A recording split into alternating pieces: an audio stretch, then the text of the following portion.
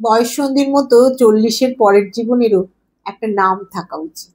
বুড়িও না, আবার ছুড়িও না। অদ্ভুত একটা বয়স। বেশিরভাগ ক্ষেত্রে এরা সংসারী। 15-20 বছর ধরে 1-2 সন্তানের মা হলেও মনের ভেতরকার কিশোরীটা কোথাও যেন রয়ে যায়। সেই মনের কিশোরীটাকে অবদমনের ক্লান্তিকর প্রচেষ্টা সব সময়।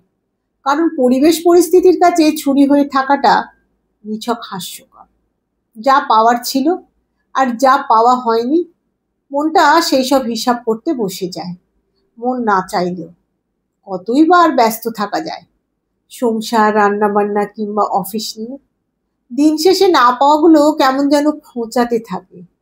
দিনের শেষে মনে হয় কেউ তো থাকুক, কেউ তো শুনুক মনের সব কথা, কোনো জাজমেন্ট ছাড়াই। এদিকে সংসার, বাচ্চা কাচ্চা মানুষ করতে করতে জীবনটা বন্ধুহীন হয়ে যায়। সবাই যার যার জীবনে ব্যস্ত। 40 পেরানো মেয়েরা এক কঠিন রোগে ভোগে, নস্টালজিয়া। কারণে অকারণে শুধু পুরনো কথা মনে পড়ে। পুরনো ক্ষতগুলো দগদগে হয়ে ওঠে। আবার মনে পড়ে ফেলে আসা শৈশব, তারুণ্যের চঞ্চল মন, স্কুল কলেজ ইউনিভার্সিটির সোনালী দিনগুলো, তার সঙ্গে প্রথম দেখার ক্ষণটি। কখনো বা না ফুরানো কত গল্প, বৃষ্টি বিলাস, যে কিছু সময়ের জন্য নিজের হয়েছিল, যে কষ্ট দিয়েছিল, কিংবা না চাইতেও যাকে কষ্ট দিতে হয়েছিল, সব মনে পড়ে যায় সময় অসময়। রাতের বেলা সব কাজ সেরে আয়নার সামনে দাঁড়ালে বড় অসুন্দর মনে হয় নিজেকে। চুল পড়ে অর্ধেক, মুখের বলিরেখারা সবে আঁকি বুকি শুরু করেছে। এক সময় মেদহীন শরীরটা স্বপ্নের মতো লাগে। পেটে স্ট্রেচ মার্কের দাগ, সব মিলিয়ে ভীষণ অনাকর্ষণীয় লাগে নিজেকে। বিষণ্ণতা ঢাকতেই হয়তো শাড়ি গয়নায় মেতে থাকতে চায় মেয়েদের মন। জীবনের অর্ধেক পার করে এসে 40 পেরোনো মেয়েদের দুর্নিবার প্রেমের ইচ্ছা জাগে। না, প্রেম করার জন্য প্রেম না, মনে হয় কেউ থাকুক, কেউ শুনুক সব কথা। আবারও কারোর কেন্দ্রবিন্দু হতে মন চায়।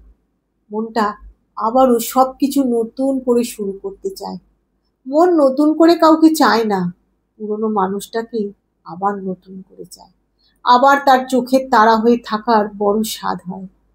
সংসার, বাস্তবস্তকতা অস্বীকার করতে মন চায় মাঝে মাঝে। 40 পেরোনো মেয়ের বাবা মায়ের কথা খুব মনে পড়ে। সেই জীবনটা খুব মনে পড়ে প্রতিনিয়ত। যা করতে ইচ্ছে করেছে তাদের জন্য, কিন্তু চাইলেও তা করা যায় না। শুধু বাবা মা বলেই অধিকার বোধ সীমিত রাখতে হবে, এই ব্যাপারটাই খুব ভাবায়। শুধু ফাইন্যান্সিয়ালি ইন্ডিপেন্ডেন্ট হলেই কি সমাজ ইন্ডিপেন্ডেন্স দেয়? মেয়েরা কখনোই সমাজের দাসত্ব থেকে পুরোপুরি বের হতে পারে না। 40 পেরোনো মেয়েটার মাঝে মাঝে খুব একা থাকতে মন চায়, নিজের মতো করে, নিজের জন্য। পর মুহূর্তে এই সন্তানদের জন্য মন কাঁদে। সবচেয়ে ভয় পায় মৃত্যু। শত অভিমানেও সে বেঁচে থাকতে চায় তার সন্তানদের জন্য। অন্তত যতদিন সন্তানদের জীবনে তার প্রয়োজন আছে ততদিন।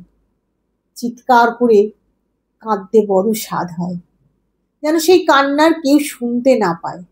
এমন জায়গার খোঁজ মনে হয় জীবনটা পার হয়ে যায়। 40-এর কাছে এসে মেয়েদের সবুজ মনটা আস্তে আস্তে নীল হতে শুরু করে। প্রথমে হালকা, তারপর আস্তে আস্তে কান। একসময় বেশি কথা বলা মেয়েটা চুপচাপ হয়ে যায়, মেনে নিয়ে বেঁচে থাকা শিখে যায়। পান থেকে চুন খসলেই যে মেয়ের চোখের জলে নাকের জলে এক হয়ে যেত, তার নিঃশব্দ কান্না খুব কাছের না হলে কেউই টের পায় না। 40 পেরোনো মেয়েগুলো ব্যালেন্স করতে করতে নিজেদের কথা ভুলে যায়। ভুলে যায় কি করলে ভালো লাগবে, ভুলে যায় মনটা কি চায়। 40 পেরোনো শরীরটাও আর আগের মতো সাপোর্ট দেয় না।